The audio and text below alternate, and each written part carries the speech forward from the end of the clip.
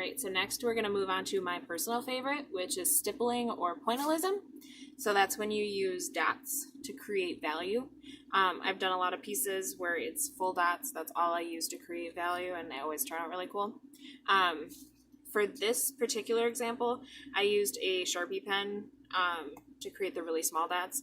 But while I'm doing the example with you, I'm going to use a regular Sharpie just so you can see a little bit better.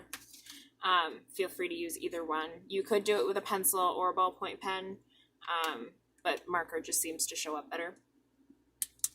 So same idea as what we did before. Once you understand the way our areas of light work and how light hits a surface and the rules of value, it applies the same way to everything, which is really nice. So all I'm really showing you is just different techniques of applying value, not necessarily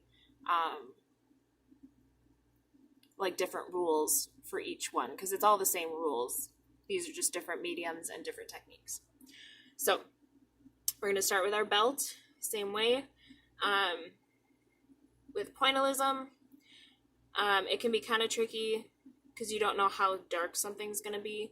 So I always start with my dots pretty far apart. Give myself enough space to get darker and lighter as I need to.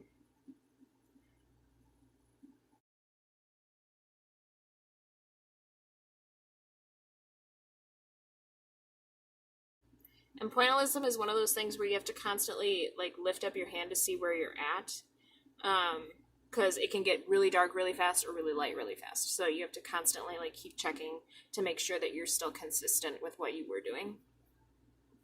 So right here, these are a little tighter than what I would want for my midtones and highlight. So I'm gonna make my dots further apart as I start to get towards where my highlight is going to be. Can always add more dots later, but when you're working with Sharpie or pen, you can't really erase. Okay, so that's about how I'm going to start. Now I'm going to continue to add on my dark belt here.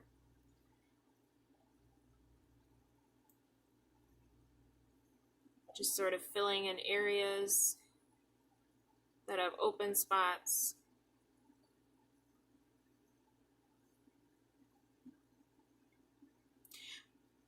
The other thing with pointillism, don't outline what you're doing. So don't just go around the sphere and make a dotted line around the whole thing.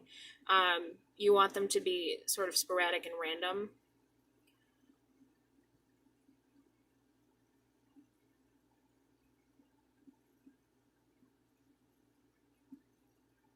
And then as I want it to get darker, I'm going to make them more condensed.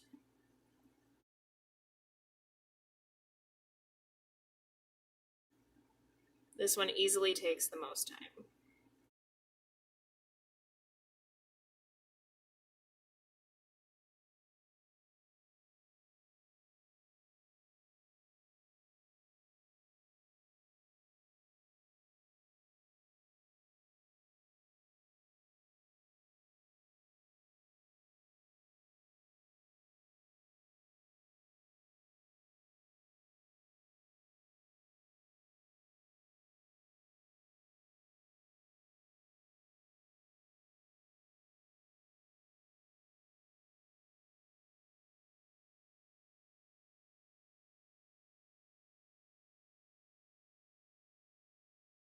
All right, so I'm just continuing here on my